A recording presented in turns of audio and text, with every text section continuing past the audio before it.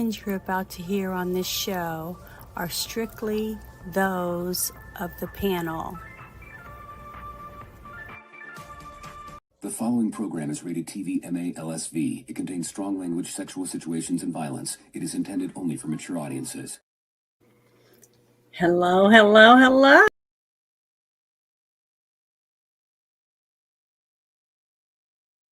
I'm going to say hi to everybody. But tonight I figured I'd talk about some of the things that we would normally not talk about on the Friday night show. But I'm going to start off with this adorable video that I saw on my timeline. And I thought everybody would get a cute kick out of it because it's so cute. So sad. Oh.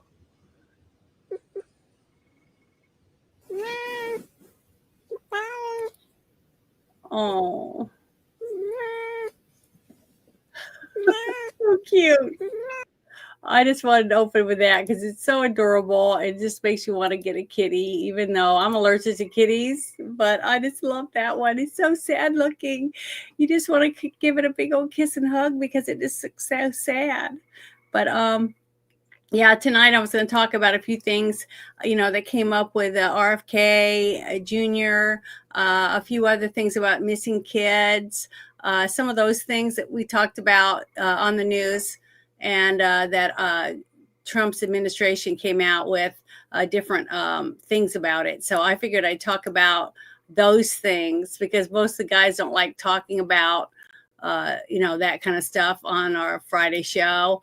So I figured, well, what the heck? I'm going to try to bring some of this up. So I think this is the first one. I got lined up here. Yeah, here we go. I thought this would be good. This is the third batch of the Epstein stuff that's been released. So I figured I'd let Breaking news here, a third batch of documents pertaining to the late sex offender Jeffrey Epstein has just been released. We've been combing through this. Nate Boy has been helping us do so. He's live from our New York City newsroom. What are we learning here, Nate? Hey, Sandra. So 29 documents were just released in the past hour, over 400 pages. We're going through it as quickly as we can. And once again, names in the Clinton family have come up. So, of course, these names coming out as part of a 2015 defamation lawsuit between Virginia Giuffre, one of the accusers who claims that she was sex trafficked by Jeffrey Epstein, and Ghislaine Maxwell, Epstein's confidant. Names that were searched, or at least discussed to be searched through Maxwell's phone as part of that defamation case include Bill Clinton, Hillary Clinton, Prince Andrew. Law.harvard.edu was one of the phrases to be searched through her phone, as well as Alan Dershowitz, the attorney. But the difference today, Hillary Clinton's name coming through, as we have seen former President Bill Clinton's name pop up each of the past 2 days. Another thing to note, Sandra, in one of the documents that was just released, there is essentially a message book that came out. It's handwritten notes for Jeffrey Epstein about who had called him. One of those notes reads, quote, "She had on the phone Mr. Harvey Weinstein." So we'll keep looking into that, as well as the rest, or as for the rest of the documents that we've had the chance to go through to this point. They explain through depositions a lot of the recruiting process for a lot of these young girls, some of them recruited by Virginia Giuffre's ex-boyfriend. Many of the girls described at Epstein's home under the age of 18, some of them from different countries. So right now, with these 29 documents being released, that makes 88 documents that have come out to this point. Giuffre's lawyers tell us that we can expect 240, and that process for those documents to be unsealed could stretch into Monday. But we'll keep going through this newest batch of documents, and we'll let you know what we find. All right. Well, I was really impressed with this when it was released, simply for the fact that they actually let them say Hillary Clinton's name. Everybody's seen the pictures of, Bill Clinton and the Prince Andrew with the one girl that supposedly committed suicide, which I don't think anybody believes that somebody got rid of her or tried to get rid of her before this stuff would come out. But the thing is, they're starting to release actual names, which I'm really surprised about. And I'm glad they're doing it, but they're doing it in a way that I feel is going to best help the case. Because I think I mentioned on the Friday Night Shit Show, either last week or the week before, and a few other times before that, that I didn't think Hillary would be really get a very, if she did anything, which I'm sure she was there and did something or helped supply it or something, that she'll probably throw people under the bus to get a lighter sentence, even Bill. So I think Hillary does have more on Bill than Bill would have on Hillary Clinton, because I think Hillary's more, I don't know, better at doing that. And she got away with all the things with smashing phones and hiding documents and shredding documents and doing all that, getting her aides to help her do stuff like that. So that's the person that I would rather see persecuted. But honestly, I want to see as many people persecuted or prosecuted, as possible, because the victims deserve that. The victims deserve to see these people stripped of their rights, put in prison, and stripped of money. I think every single person that is convicted that went to Epstein's Island and abused girls there, or even on the plane or one of his other properties, the one in New York, and I'm sure I thought he had one other one, but I'm not 100%, should have to pay money, sell all of their assets and pay these girls money, for their therapy and whatever else they had to go through. I'm sure no matter what they get, it's not going to be enough to make up for what's happened to them. But I want to see, that's the kind of punishment I want to see. I want to see these people put in prison, and I want to see them pay, and that's justice. Well, it'll be a small taste of justice for all these young people that were hurt on that island. But I am thankful to see that they actually did release some names and put them on the news, because I was really worried they wouldn't even do that. And so since they did that, then I'm on the road to believing that they are going to they're going to do something. And I'm thankful for that, because I really do believe that these girls deserve to be have some sort of start at trying to have a way to save their selves and their souls from the torment they must have been going through all this time. The young woman that passed away, I'm sure for very mysterious circumstances, she had a family. She lived in Australia. She had a husband and children. And it's sad to know that most of her whole life, she couldn't even have the satisfaction of knowing the people that hurt her, did terrible things to her, were going to pay, and that people had abandoned them, all of them. And she did the best she could to fight by coming out and talking about it. And now she's not alive anymore, and her family won't have her. Her children won't have their mother growing up, which is, to me, is really, really sad. But I think this is the next one.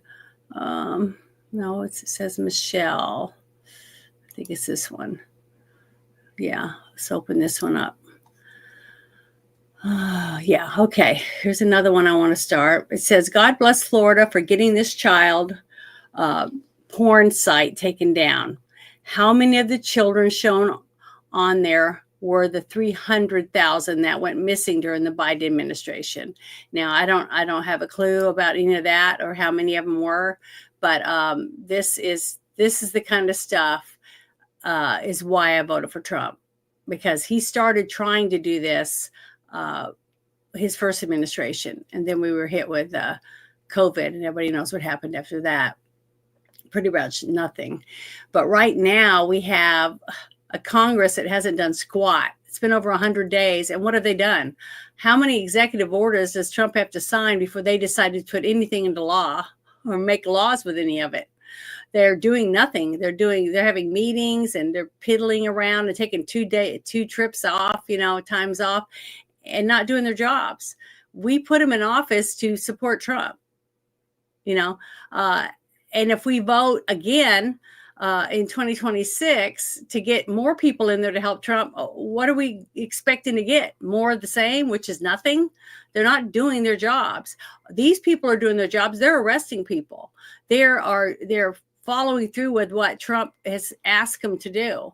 And all we're wanting is them to make some of this into law, pass some laws that say, we're going to prosecute these people, these people that are breaking the law with drugs, all this, the drugs, massive drug amounts that are coming over our border that they're trying to get rid of. They're trying to clean house, but if they just give slaps on the wrist, they're just going to be right back on the street again. So we have to have the people that we put into office do what they said they were going to do and support Trump. That's why they said they were America first. Well, prove it, put your money where your mouth is. At the end of the day, our agent purchased 6.7 terabytes of child for $100. So I'm going to put that into context. That 6.7 terabytes is 1.2 million videos and pictures of some of the most egregious, disgusting content we've ever seen. My agent has done this for a long time, and he came to me after that purchase and having to view some of that stuff and said, boss, it was awful. It was awful. For him to say that, it had to be really bad. I've read the affidavits and it makes me sick. So that's where the case really started off. So within a week after that, working with our Attorney General's office, FDLE and the Attorney General's office, we executed a seizure warrant on that website, tributeprintedpics.com, and we shut it down. We said, you're not selling that stuff on the internet. We shut it down. Within 2 days, several phone calls from law enforcement agencies all across the country, local, state, federal. Thank you guys for doing that. Thank you. A lot of them had active cases and they could not figure out how to shut this website down. The state of Florida shut it down. At the end of the day, our agent purchased 6.7 terabytes of child for $100. So I'm going to put that into context. That 6.7 terabytes is 1.2 million.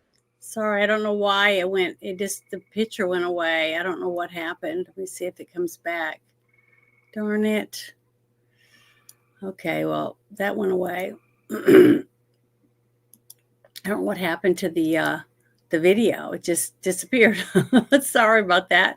But basically, they're talking about a huge amount of child pornography that they were able to get and arrest the person or the people that were involved on the website. The only thing is that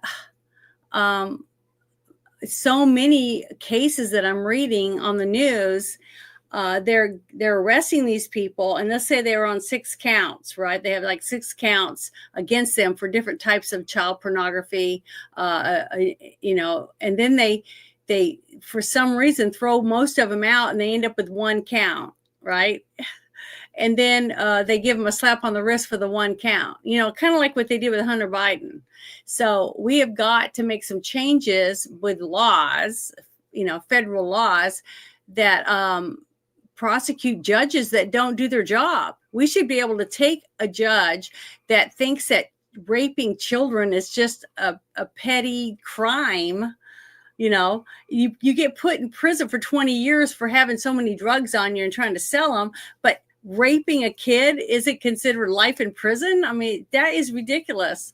We have got to start doing things in our states to prosecute judges and get rid of these judges that will not prosecute crimes against children. I mean, the children of this country are our future. Without these kids, we don't have a future. And if they're all mentally unstable because they've been beaten and raped and mutilated, we're not going to have much of a good country left, are we? So we have to start fighting for these children. I mean, I don't know what else to tell people. It's sad and repulsive and disgusting that that we can't do something more. I just don't understand it. To me, it's just it's absurd that we're not doing more. Let's see if this is the right one or not. Darn it! Hold on. Let's give me a second. That's the one we just watched. Okay. All right, here's the next one. Okay, that is the right one. All right, here we go. I want to make sure it was the right one. Okay. Democrats block a bill to crack down on child sex trafficking. This is the kind of stuff that I'm talking about. Colorado is really terrible with children. They don't seem to, the people that run the state of Colorado, when it comes to the government officials, they don't seem to give a shit about children. They just care about the pedophiles. That's it. Just like YouTube, basically. And California and Colorado, they're two of the worst states that I have seen when it comes to prosecuting pedophiles for things that they've done to kids. Now, a lot of people don't say pedophile, and I'm probably going to get my channel taken down again because I have a warning on my channel, but it's from January of last year. Okay, I took the class, I did all the stuff they told me to do, and they never took it down.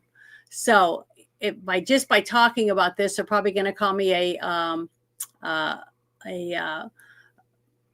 what is it? They called me a abuser or something like that, being mean, or a bully, an internet bully, because I talked about some of this stuff before, and I got my channel taken down for 2 weeks. So if I just disappear or stop being on air, you don't know why. It's because they don't like me talking about bad things about people that hurt children. So hopefully they don't take me down. But here's this video, so let's watch this. Child sex trafficking. Democrats today, again, rejecting another push to make it an automatic felony to purchase or solicit a 16 or 17-year-old for sex. Not only did Democrats block this latest attempt to ramp up the penalties for the buyers in the child sex trafficking industry, they also sidelined Sacramento's Democratic Assembly member Maggie Krell, who has made this her life's work. Democratic leaders promised to keep the conversation going, but they're leaving Krell an expert out of it. After an hour of closed-door planning, Democrats emerged with a deal that stripped Sacramento's Democratic Assembly member Maggie Krell from her own bill that tries to crack down on the consumers of the child sex trafficking industry. She originally proposed the automatic felony for the older teens this year, noting state laws are inconsistent for the trafficker and the buyer. But that piece blocked by the Public Safety Committee earlier. But did you hear that? They took her off of her own bill. She's the woman that brought the bill to be voted on to try to prosecute people that purchase underage girls or boys, because it happens to boys too. A lot of people forget to mention that. But if you're selling drugs to people on the street for, dime bags or whatever it is, but you don't have any customers, how long are you going to stay in business? You're not. So if you don't have people out there that want to buy kids to have sex with, young people, okay, then you won't be selling any kids because there won't be a market for it.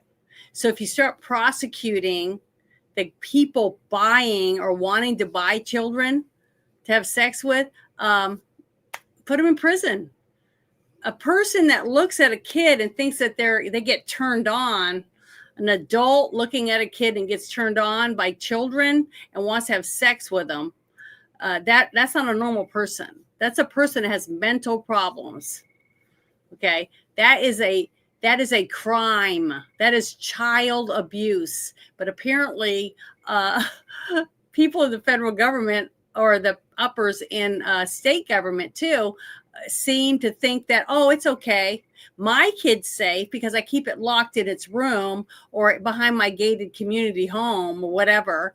But your kid, we don't care about. We just care about the guy that's working to pay taxes. It's okay if he just pokes a kid once in a while. That's the attitude that they have. And I think that's disgusting that these people constantly throw the children under the bus. Instead of caring about the kids, they care more about the people that are hurting kids. Why? I mean, where are all the people with signs throwing fits out in front of the traffic and stopping cars like they were doing because of stuff that was going on in another country? It had nothing to do with our kids. Yet, I don't see anybody doing that. I don't see anybody throwing fits at all, over our kids being assaulted and raped and nobody getting in trouble for it. But in schools, not calling the parents when people's kids are trying to be snatched at the schools, things like that, because they care more about the people committing the crimes, hiding their crimes, than they do about capturing these people and getting them off the street. Why? What reason is there behind this? Unless these people are also doing the same thing, or they're being blackmailed into not doing anything because they've done something that's horrendous and they're afraid it's going to come out. So it doesn't make any sense. If I was anywhere around and I saw someone doing something to a kid, I would probably get killed because I would try to help that kid. I'd try to defend the child. That's what grown-ups are supposed to do, I thought. Apparently, we don't have very many grown-ups left. But let me finish playing this. I'm sorry. I went on a rant. Here this week. You want to stop human trafficking and little girls being put up and down these streets? If you want to really stop that, you arrest tricks. You arrest who demands it. You don't arrest who sells it. Because whoever sells it, they cannot sell it. Are they businessmen? Unless the person that buys it. That's the problem, too. Back on that this debate is going to be ongoing until potentially that felony is put in there, but we'll see. And we really should point out the urgency with this, that children 16 and 17 years old are being victimized every child sex trafficking Democrat. Pretty disgusting. And she was talking about 16 and 17-year-olds.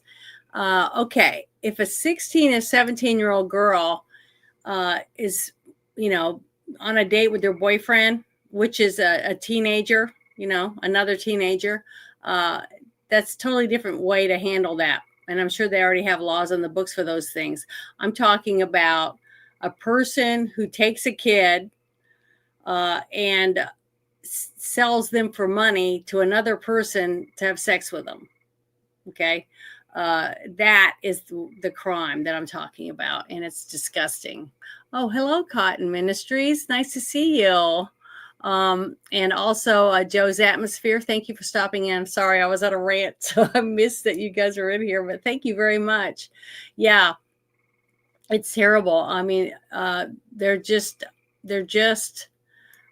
isn't enough. We don't have enough people fighting for our kids. When the movie The Sound of Freedom came out, I was so happy that finally people were seeing the other side, of what's going on. And I thought more people were going to start fighting for the kids, but I haven't seen much at all. During the last 4 years under the Biden administration, I didn't see squat. But since Trump has been in office again, I'm starting to see arrests even in little areas around me. And it'll say, oh, yeah, it was a massage parlor. They arrested some people, blah, blah, blah. So things are happening, and it's going to take time because you guys don't realize we are the #1 trafficking country in the world. I hate to say that, but we're pretty big, and we have a lot of kids being sold. Every single state in our country has children that are being abused. Every single one. And each of us in our own states need to start fighting for our kids in our states.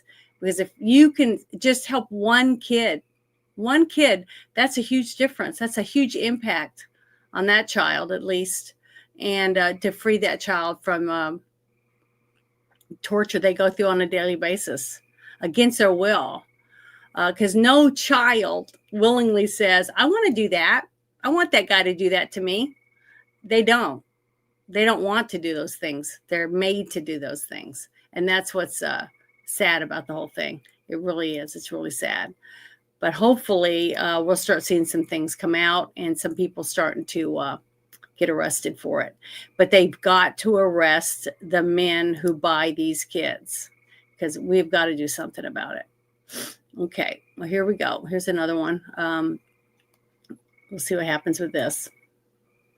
But okay, here's another one I was talking about, the state of Colorado. It says 70% of child rapists in Colorado receive probation, only sentencing. What's worse is a predator can go on to rape 5, 6, 7, 8, 9 children. And as long as they only rape one child at a time, and at one time, let's say they pick a kid, they rape it, and then they move on to another one, they're eligible for probation and only sentencing. Can you believe that? Probation only for rape of a child. HB 251073 was going to force jail time for these predators, but apparently the Colorado majority leaders thought that it was more important to protect the child rapists than it is to protect child victims. We need to be a voice for these victims because victims aren't speaking out. Well, they're kids, and more than likely their parents are telling them no, not to talk about it or whatever, either because they think they're helping. I mean, I don't know. I don't know why they wouldn't want the parents. If I was a parent, I'd be out. The guy probably wouldn't even be alive. If honestly, if something like that happened to one of my daughters, I would, they wouldn't be alive. I don't know what I would do, but I would make sure they're not around, and I'd probably end up in prison, and that would be a bad thing. But I'm not saying go out and do anything, but the sad truth is that nobody's doing anything, it seems like, especially when things like this. Where are all the people in Colorado that have their own children that are going to get rid of these people, that are letting these people get off of probation for rape of a child? It's disgusting. So I want to watch this. It's only a minute long, but hopefully it'll come through. Somebody will hear it. 70% of child rapists in Colorado receive probation-only sentencing. What's worse is a predator can go on to rape 5, 6, 7, 8, 9 children. And as long as they only rape each child one time, they are eligible for probation-only sentencing. HB 251073 was going to force jail time for these predators. But apparently the Colorado majority leaders thought that it was more important to protect. Sorry, I was trying to copy that. Protect the child rapists than it was to protect child victims. We need to be a voice for these victims because victims aren't speaking out. This isn't happening far away. This is happening down the street from where you live. HB 251073 was my wake-up call. This is your Colorado wake-up call. 70% of child rapists. I just shared the link to this, to that post that I just shared. I just shared the link to it so that you can watch it yourself and write down the name of it and to share it with people. If you know anyone that lives in Colorado, they need to see this. I'm sure so many people are so busy going to work, paying their bills, or doing whatever that they probably don't even know what their senators and people are doing in their state, not wanting to prosecute child rapists. It's sick. This is a total sick thing that these people are getting away with, and I can't believe that. I'm not seeing it on the news. I'm not hearing it from everyone. I'm hearing it here and there and once in a while, only because I'm on this app. I'm on X. But when you go on other platforms, it's like you don't hear anything. You hear this. Crickets, because they don't care. These people do not care about what's happening to our children. We have got to do something. And the only thing I can think of is to share as much information as you can with as many people as you can, because I'm sure they'll go, what? I never heard about that. I can't believe that nobody's doing anything. And that's the sad truth. If every single church in every single state said we're going to start doing something and fighting for our children because that's what Jesus would do, maybe we can get something done. But I don't even see churches coming out fighting against this stuff. Most people, when you try to talk about it, even on Spaces, they go, it's early in the morning and you're ruining my coffee. I don't want to hear about that. It's depressing. Whatever. What about these kids? I bet they're depressed. I don't know. I'm sorry. I can't help it. I just get so upset because I can't understand why there isn't more of an uproar over this stuff. It's just heartbreaking to me. So this next one, I don't know if it's about kids, but let's see. The other stuff I was going to talk about also is eugenics, but here's another one I thought was pretty good. It's from Wall Street Apes, and it's about the pollen in the trees. about a lot of people are having allergies. I have allergies, and I get allergy shots every 2 weeks now. And it's about he's got something he wants people to know about the way they plant trees in your neighborhoods and your towns. And I didn't even think anything of this, but I think he's right. Is anyone else getting allergies like way worse than before? Because I recently stumbled upon something very interesting.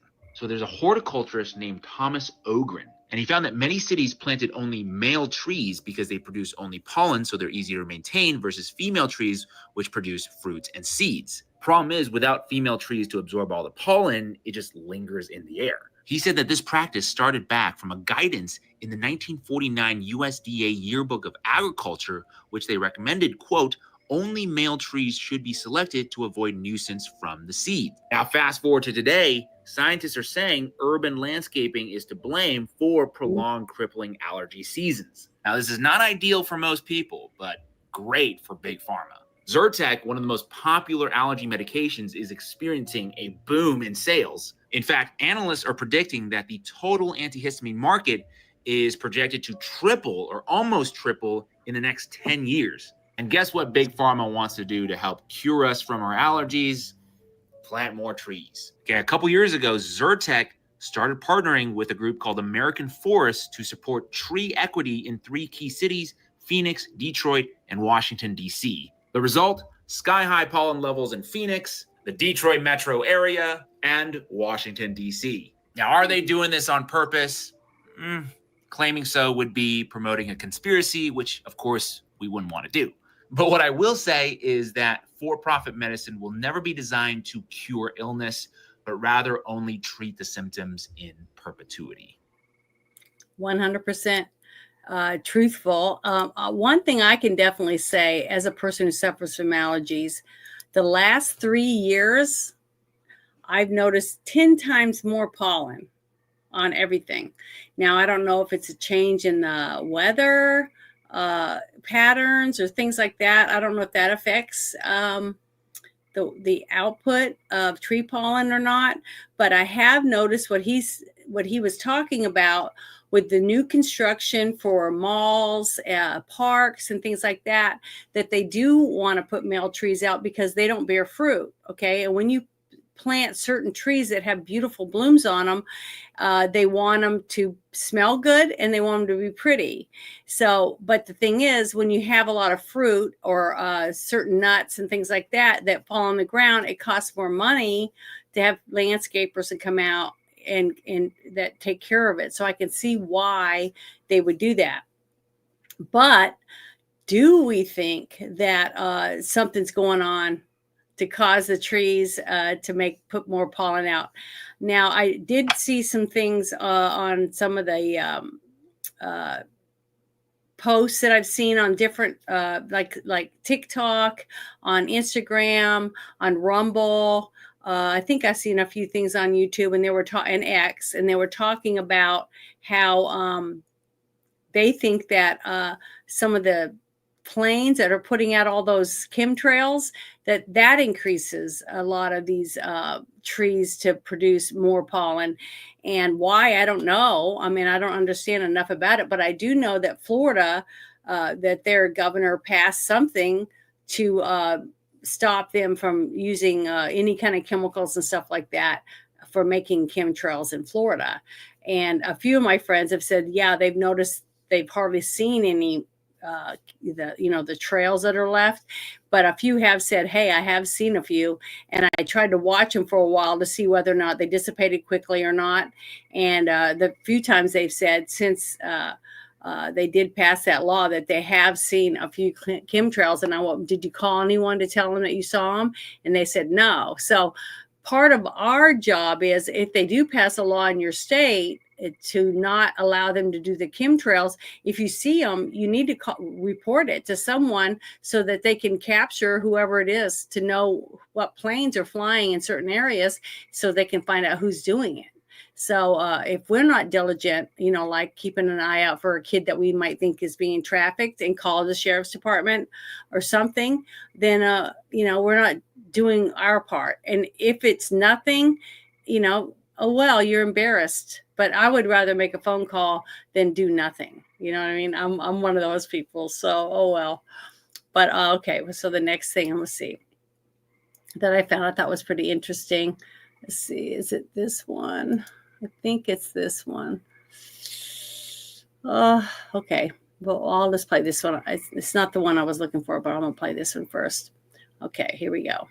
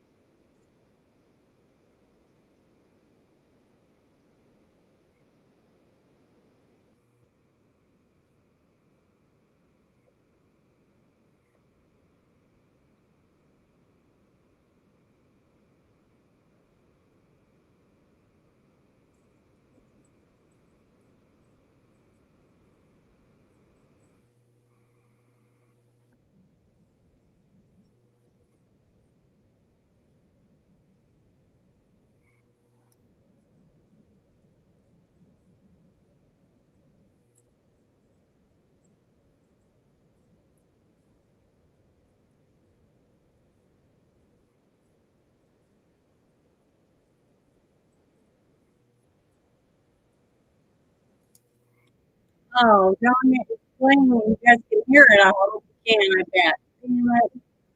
I messed up. I'm really sorry I messed up, you guys. Just sitting here looking at it, and you guys, I can't even see it. So hold on. I picked the wrong thing. All right, here we go. I think this is it.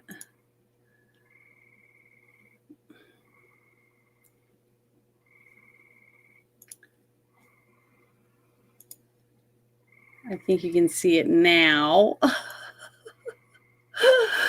Oh, God, that's so funny. Sorry about that. Here we go. This is where it gets frightening. Well, it's tied up with depopulation, right? You have this being sort of the new path of eugenics. And so, I don't think these people ultimately care about, how many people are left, right? Smart and right. Well, eugenics is you.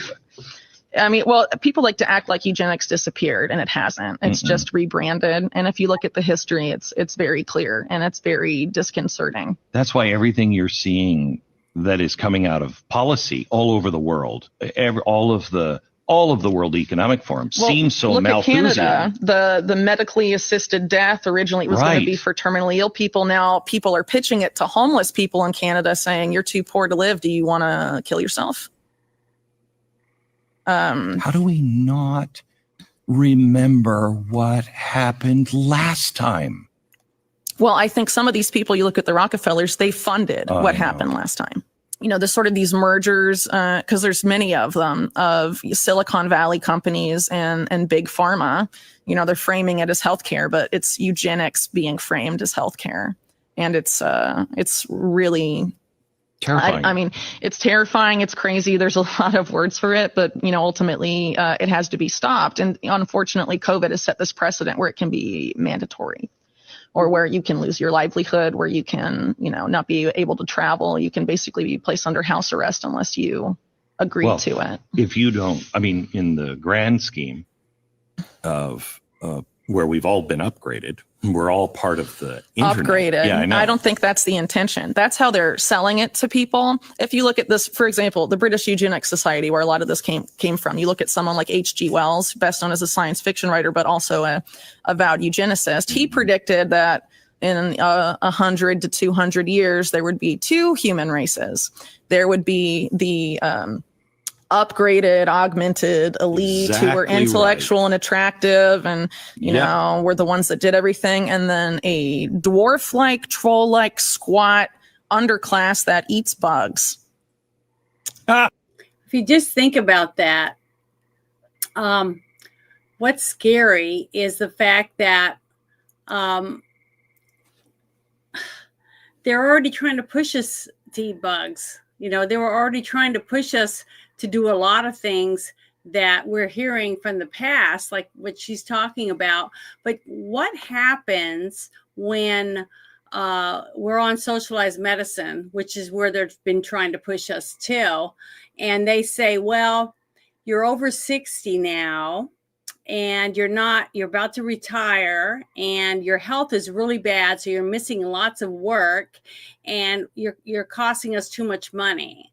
So instead of dragging it out and costing so much money that you lose your home and everything, you can spare your family from becoming bankrupt if you just let us give you assisted suicide. You know, what happens when they start pushing that in our own country? I just think it's terrible. We have insurance companies now that are starting to say, well, that you've already been injured, your back's injured or whatever, and we don't, and since you took an experimental drug, we're not going to pay out your life insurance policy. I mean, we're starting to see little things like that. Now, I'm not saying that's happening in the United States yet, but it is happening in Europe. And I don't know, listening to this about what's going on in Canada, it's scary, because usually when you hear it over there, it ends up here. So unless you and I go to the polls and go to our cities and our state representatives and start saying, hey, we want something done. We got to get rid of this, because if we don't do something now, what are we going to do when they start forcing it on us? Because honestly, 15 years ago, if someone said, oh, the government's going to force you to take this shot, or they're going to force you this or force this on you, and you're going to have to do it, or you won't have a job, people would have said, oh, you're full of crap. That will never happen in America. And look where we are today. People lost their jobs. People were forced out if they decided not to get something. And then when they did get it, lots of them now are sick because it wasn't tested and stuff like a normal vaccine would have been tested years ago, right? So all the things that we keep saying will never happen. I hear people all the time say, oh, that's never going to, Texas will never go blue. But guess what? It's neon purple right now. So much stuff is changed in Texas simply because of the influx of people from Oregon, Washington State, New York, and California. And when people leave a country or a state and go to another state because the taxes are too high in their state, or they don't like some of the other laws, or it's too expensive to live there, and they move somewhere else that's cheaper, what do when they get there? They don't assimilate. They bring what they did to that state that made it so bad, and they start it in the new state that they're in. So then it's like a virus. They bring the bad ideas to your state, and they start voting and changing your state to become the shithole they left. Basically, it's terrible to say that, but I've seen it happen, many times. And I've talked to my grandparents that used to live in Oklahoma, and then they moved to Texas, and then they moved back to Oklahoma because they said Texas was starting to get worse than what they left.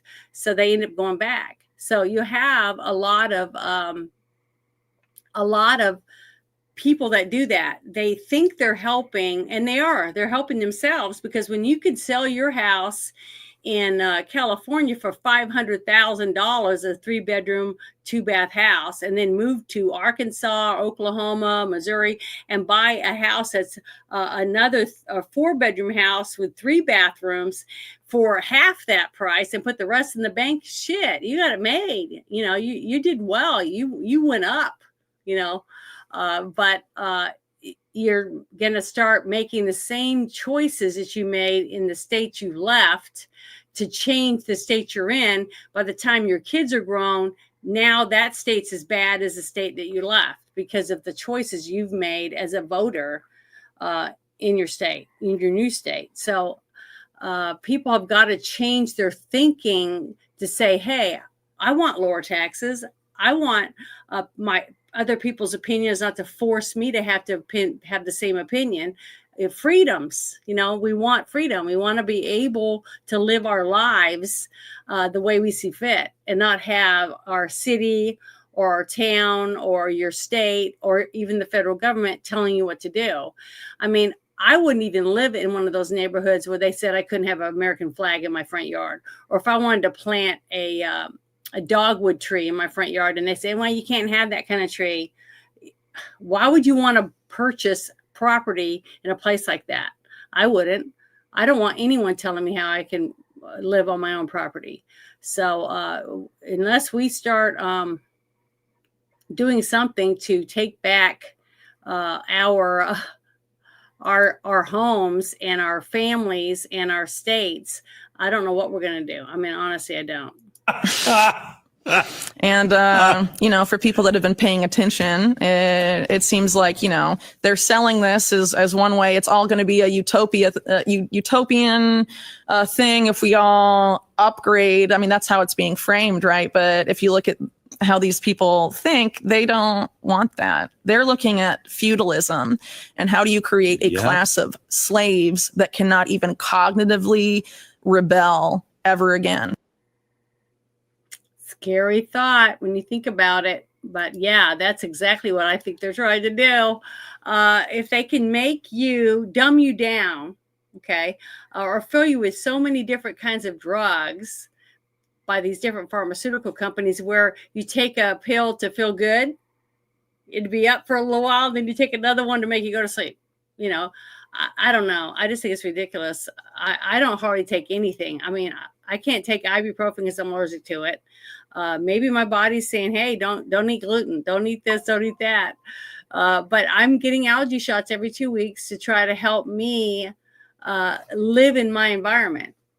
But I'm not taking meds to do it. You know what I mean? What they do when you do allergy shots is, let's say I'm allergic to cat dander, I'm allergic to birds, or this cedar tree. They take stuff from each of those things. They take dander, they take cedar, they take all that, and they make a serum out of it, and they give me a shot of a small dose of what I'm allergic to. So my body learns to realize that it's not a threat, so that I have less and less of a reaction over time.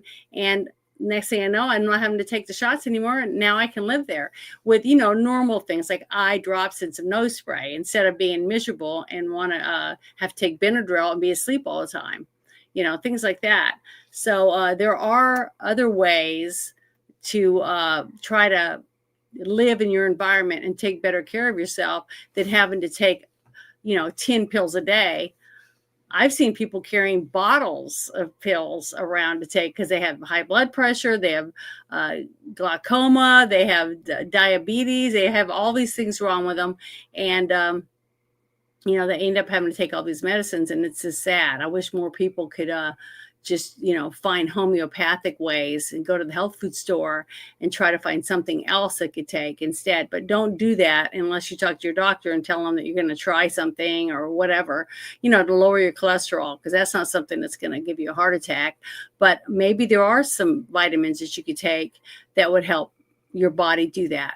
So, or changing your diet about what you're eating. It was really hard for me to start eating to where I didn't have gluten, because I was surprised how much gluten is in so many things. And reading the label has been very eye-opening for me. You find out about a lot of things that you're like, what? Why would they put that in there? So it's just interesting. But this next thing I thought was pretty cool. I watched it. It was good. And so stuff like this, when Trump puts certain people in office and asks them to do a job, and a lot of them are doing it. And that's what I'm happy with.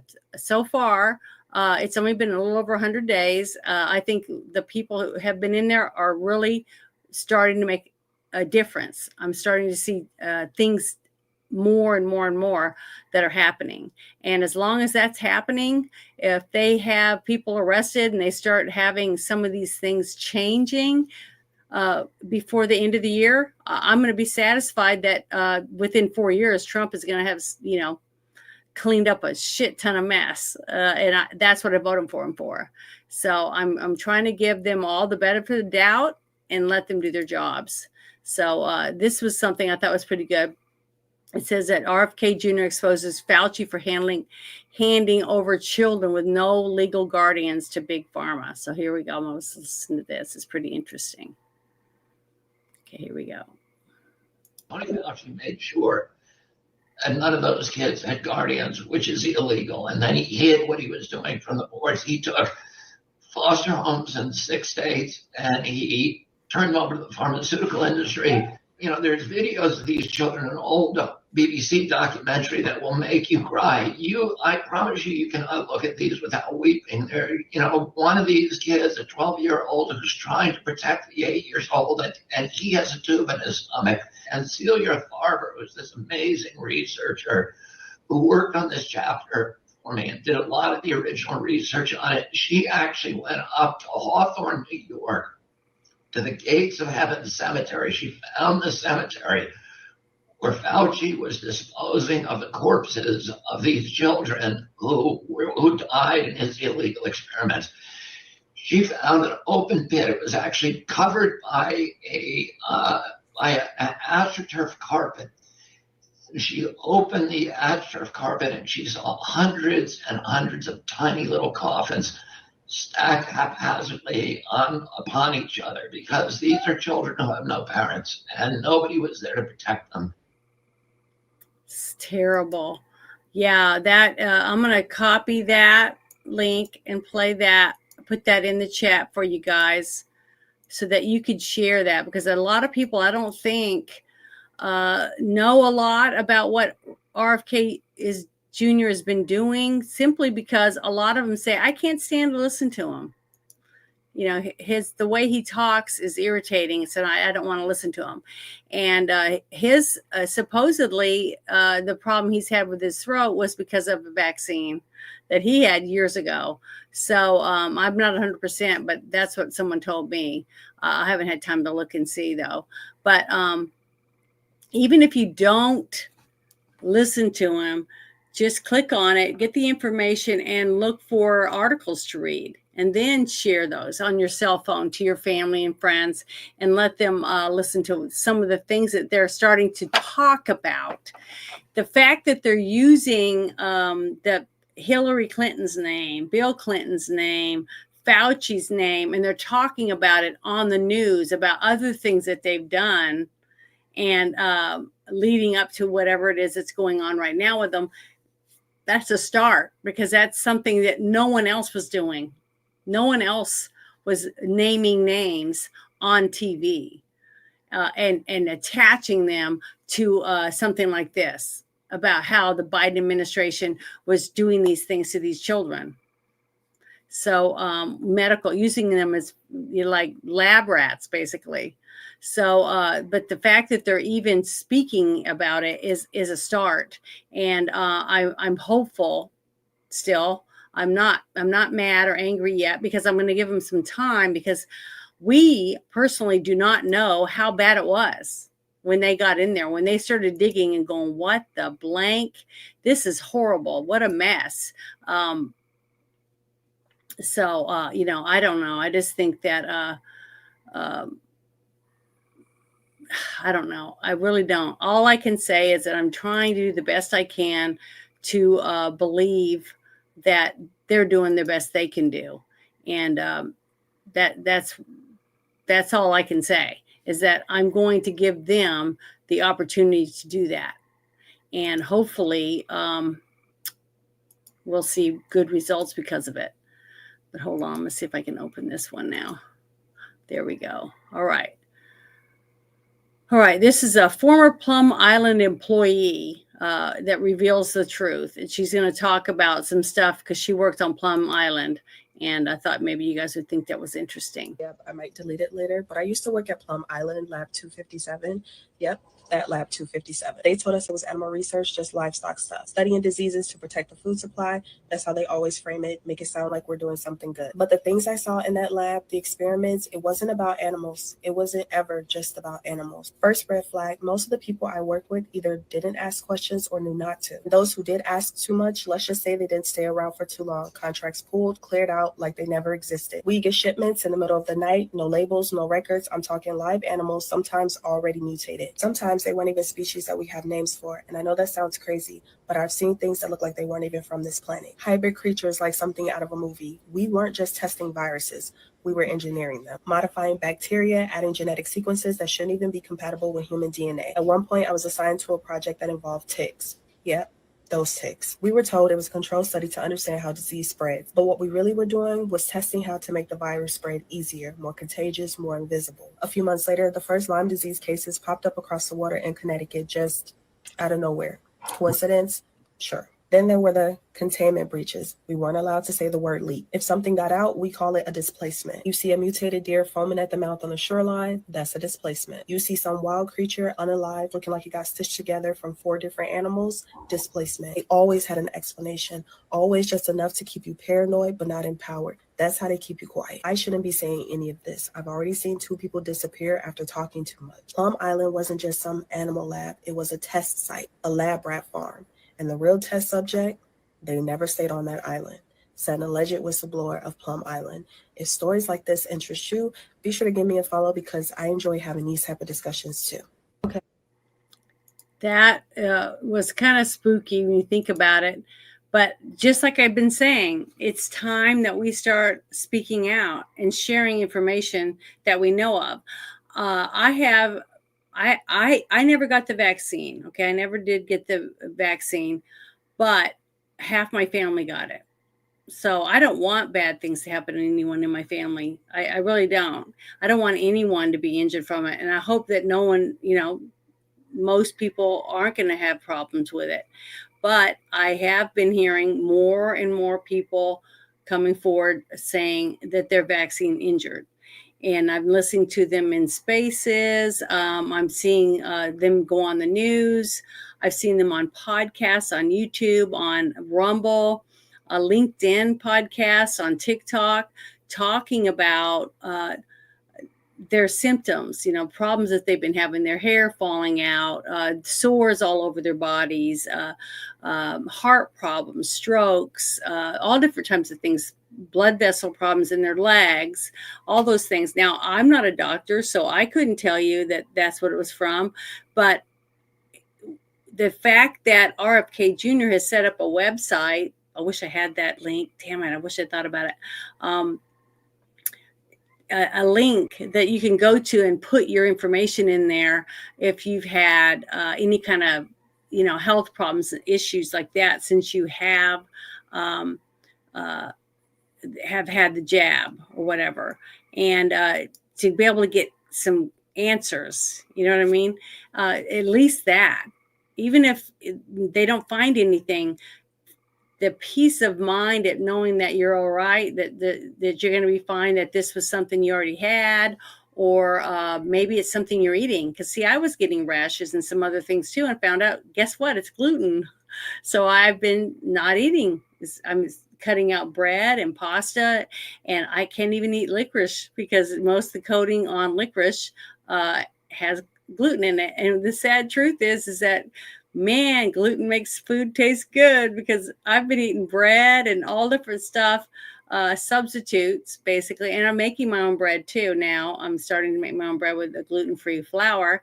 It's okay. But when you are accustomed to something, it's hard to transition to something else because it doesn't taste as good. And it sucks, it sucks to have to change your diet and try to make all these changes so that you can be healthier. But we can do it, and we have to. I mean, what choice do we have? It's on our shoulders. And if it was your kid, that you found out your kid had an allergy to something, you do everything in your power to not give your kid that. Let's see, what was it? Peanut allergies are up. There's a whole bunches of different things that kids are starting to seem like having more and more allergy symptoms. But instead of filling them up with some other drug to stop them from itching or whatever, try to find out what is making the problem for them before you start just, giving them more pills to take. Because I went and had a blood test, and it wasn't cheap, to find out what it was, and found out it was gluten. So, but I'm lucky because I still have pretty decent, medical insurance. And I've been the last 5 years, I've been really working hard at trying to get healthier and take better care of myself. And I'm seeing more and more people joining gyms and doing different things that they can to eat better, drink more water, and other things like that, being more health conscious. But it all boils down to us. We are the ones that have to take take the reins and start doing something for ourselves. Standing around saying, well, somebody owes me something and not doing anything for yourself is not helpful to anyone. So we have to start with ourselves. If you can start on yourself, and then you can help someone else, that type of thing. So and share your experience with someone else. Like me, when I started working out, I have a bad knee, and I hurt my knee when I was 16. I was on a friend's motorcycle goofing around with it, and I revved it up and it shot out like a rocket out from underneath my legs. And when it fell, the clutch landed on my knee and broke the clutch off on my knee, and it hurt really bad. I mean, it was really bad. And guess what? We didn't have money. I had a 1-bathroom house with 3 bathrooms, or 3 bedrooms and 1 bath. And we had 4 kids. So we were all stacked on each other, and it was tough. I mean, we just didn't have a lot of money. So my mom, she doctored me up because it was cut up, but man, it swelled up. So I had to cut my pants up past my knee just so I could wear pants to school, my blue jeans. So after about 2 weeks, the swelling started to go down, got smaller and smaller, but man, it still hurt. I mean, it hurt, and it hurts still. After all these years, my knee just hurt. So what was neat was when I started working out, and it became more, I don't know what it is, if it's just stretched the tendon out or if it's more lubricated or whatever it is. But since I started intently walking and using the elliptical and doing other stretches and things like that and learning more about it, and I wrap it at times, and I ice it, and I take hot baths and stuff like that, it's really helped. And my knee doesn't hurt near as bad. I mean, I just drove 3 times back and forth to Texas in a week. Okay. 6-hour drives each time, one way. And my knee didn't hurt really bad either after those drives, because I've made my muscles and tendons stronger simply from having a good workout regimen. I go every other day, and my workout takes like 2.5 hours, but I try to put all that stuff in there. Plus I've been eating right. I eat more vegetables, fruits and vegetables, and meat, because I love meat, and I eat meat. And I think everyone should have meat and potatoes and vegetables and fruits, ones that you like, whatever it is, but the right portions, smaller portions, and to chew up your food, like your mother would say, because when you chew it, you're not swallowing it whole or whatever, you're not gulping it down. Because when you take the time to chew your food, it takes longer to eat your food. So your body has a chance to get full, and you don't realize, hey, I just only ate 1 plate of food and I'm full. So different little things that you can do to help yourself to lose weight and get healthier simply by lowering the intake of the food, but not starving. So a lot of people think, oh, I got to starve to lose weight. Well, you don't. You just have to change how you eat and what you're eating, and to drink more water. So many people, as they get older, they don't drink enough water, and then they constantly have bladder infections, kidney infections, and things like that, simply because they're not staying hydrated enough. So there's just little things like that we can start when we're younger. So by the time you are older, in your 70s and 80s, that you are used to those things, and maybe it'll keep you from having all those problems when you're older. And how nice is it? I saw a video the other day, and it was Clint Eastwood, I think, and he was in his late 80s. walking around and doing things, still being active. And that's what I want. I want to be able to stay home in my own home when I'm 90 years old and not have to go live in a nursing home or have my kids take care of me, because I can still do things. And it is possible. I mean, lots of people live to be in their 90s and be able to take care of themselves, and have a pretty good later time in life simply because they're healthy. Okay, that makes a difference. And when you have that, you have more dignity, I think, when you pass away at that age, being able to do as much as you can for yourself. But the only way to do that is basically to be as healthy as you possibly can. And I'm not saying that people that have diabetes can't be healthy, because you can. You just have to follow your doctor's directions and do the best you can to stay as healthy as you can, and make sure you take your meds when you need to, things like that. I have a sister that's got hypoglycemic or whatever, and so she has to eat, have little snacks to munch on every so often.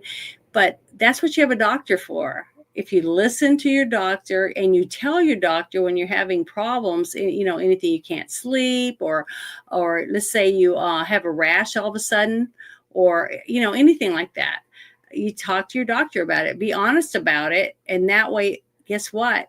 You start feeling better, because your doctor knows what's happening and can, recommend things that you might try, or a medicine that you might need, or maybe you're taking the wrong medicine, or you're taking the wrong dose. So there's lots of things that you can do on your own by just being honest and doing the best you can to follow your doctor's orders by changing your diet or whatever. I've seen so many people that said, I went to the doctor and they said I need a couple stents or whatever, which is nowadays isn't really that big a deal. You can do it like an outpatient thing where you go in and they put you under and they put these little things in that look like those little springs that go inside of a pin, and they put it in there and it boink, opens up, and you can see the I've seen a couple people have that surgery and get to watch as it, the blood flow goes through and stops. And then all of a sudden they put that in there, and all of a sudden you see the blood going through, and those veins are really tiny, like fishing line, really small. But, little things like that can help someone. And they're told, oh, well, you need to start, working out, walking, doing something, it's more exercise and trying to eat better. And then you see these people later and you say, well, you going to the gym? I haven't seen you at the gym. No, I haven't done it yet. And this is like 6 months later. And so you went through, you were petrified about having some stents put in, but you didn't do a single thing the doctor told you to do afterward. So, and then we wonder why we're not getting healthier. It's because we're not doing what we're told to do, or not even making an effort to do it. Like my mother, she was sick and she was going to need surgery. She had found out that she had prostate cancer. Okay. And prostate cancer is really, really bad. Most people that get it do not survive very long afterward. But the thing is that he told her that she smoked way too much, and that if she didn't cut back on her smoking, that he didn't think she'd even make it through a 6-hour surgery. So I went and stayed with her for a week. And then I had another sister that went for a week, and we tried to help her cut down on her cigarettes. We tried to get her from a pack a day to half a pack a day, to, and stayed on her ass. We constantly, nope, can't have another cigarette. You can have one drag, and we're going to put it out, and then we'll see what we can do. We're going to take a walk. We're going to go do this, that, and the other. And we wore her out. She didn't like it. But guess what? When she went in and she went through the surgery, the doctor came out and told all of us that he was surprised how well she did, that her oxygen levels didn't drop, and her heart rate was good, and all these things, that he was proud of her, that she worked so hard to try to get healthier so she could make it through the surgery. And, I was proud of her too, because my whole life, I never saw my mother without a cigarette. So I don't smoke myself, but I wish she didn't, but she did. And it's one thing that you can definitely do is cut back on smoking, or whatever it is that your doctor tells you to do to get prepared for something that you need. If you want to prolong your life, it's up to us. It really all comes back to us. What are we willing to give up and what are we willing to do to follow through. We say we want to do this, we say we want to do that, but then we don't make the effort to do it, then that's on us. Can't point the finger at other people if you're not willing to try it. That's just the way I see it.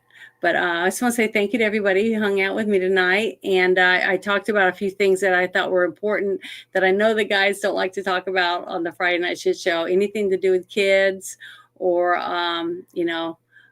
vaccines and things like that. They're not interested. They're more interested in some of the other things that we bring up, like the border and things with other countries and, that. So I figured I'd do that tonight, since the person that I was supposed to have on my show tonight, it's really hard to get anybody on Thursday night because for some reason, I guess it's because their schedules differences or whatever.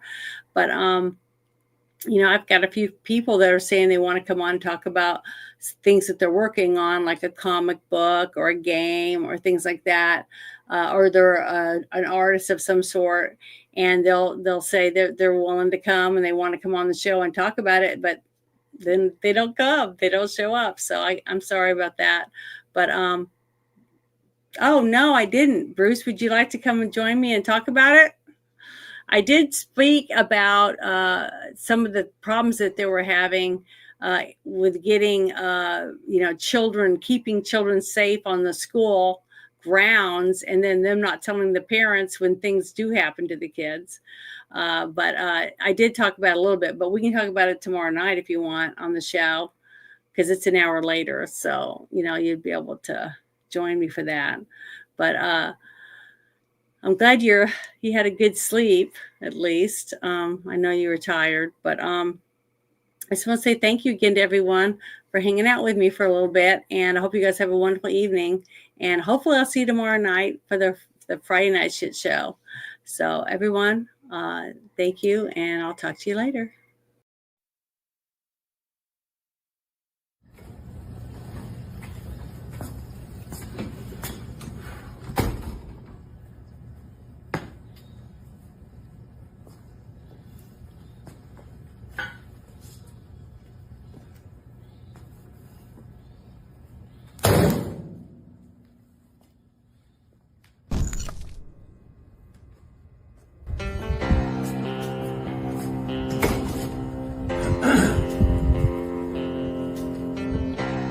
First off, let me convey to my family, friends, and supporters that now is not the time to gloat.